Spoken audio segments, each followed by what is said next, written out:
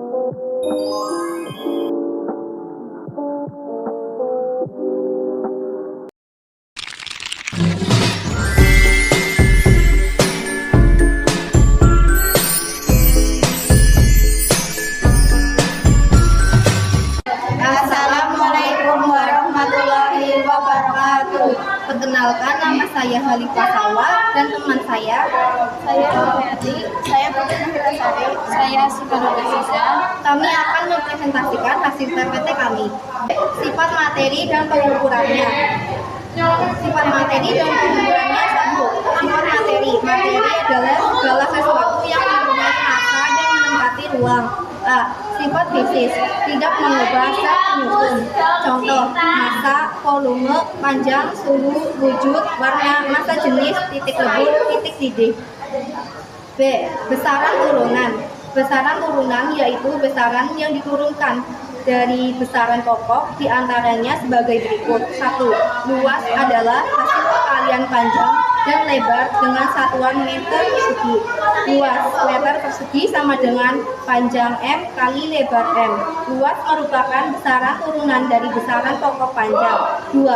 Kecepatan adalah jarak yang ditempuh dalam satuan waktu tertentu dengan satuan M per S. Kecepatan M per S sama dengan jarak M dibagi waktu S. Kecepatan merupakan besaran turunan dari besaran pokok panjang dan waktu. Sifat kimia. Sifat kimia merupakan sifat zat yang berkaitan erat dengan reaksi dan perubahan jika bertemu dengan zat lain dan menghasilkan zat baru yang berbeda dengan zat asalnya. Sifat kimia merupakan sifat zat yang berkaitan erat dengan perubahan zat itu sendiri menjadi zat lain dan tidak dapat dikembalikan ke sifat asalnya. Untuk mengukur sifat kimia, suatu zat dapat dilakukan melalui reaksi sebagai contoh.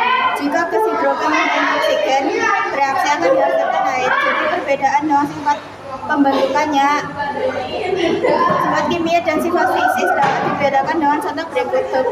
Garam dapur memiliki titik didih sebesar 1465 Celcius yang punya titik didih sifat fisis. Sedangkan kemampuan natrium dan klorida berubah menjadi NaCl disebut dengan sifat kimia. Contoh lain dari sifat kimia antara lain mudah terbakar, mudah membusuk, dan korosif. Tiga pengukuran.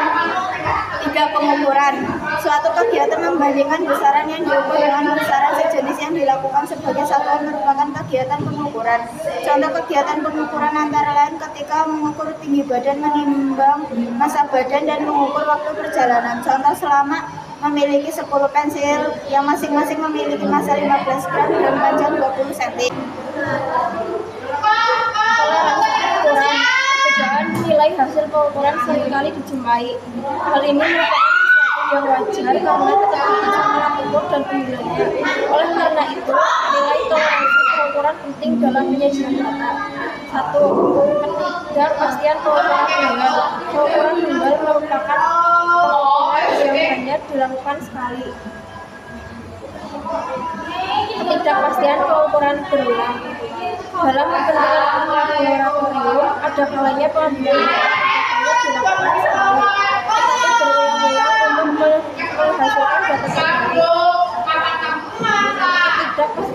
Ketidakpastian relatif menunjukkan presentase pengambilan tersebut dapat dipercaya.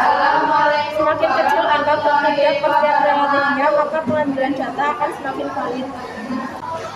Keterangan ketidakpastian relatif, nilai rata-rata, ketidakpastian data tunggal, ketidakpastian data berulang. Semakin kecil nilai, semakin valid data hasil pengukuran. Aturan jumlah angka penting hasil pengukuran dilaporkan dalam 2 angka penting, dilaporkan dalam 3 angka penting, dilaporkan dalam 4 angka penting.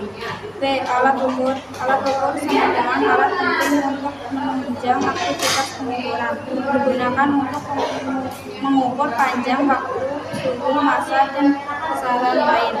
1. Jangka sorong atau vernier Chamberlain. Penelitian 0,01 mm sama dengan 0,01 cm.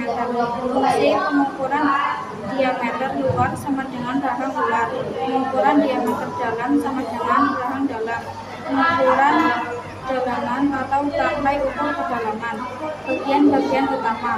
Rahang luar sama dengan rahang dalam skala utama, skala Nonius atau bagian menunjukkan ketelitian sampai ukur kedalaman 10 inci dan 1 jempol.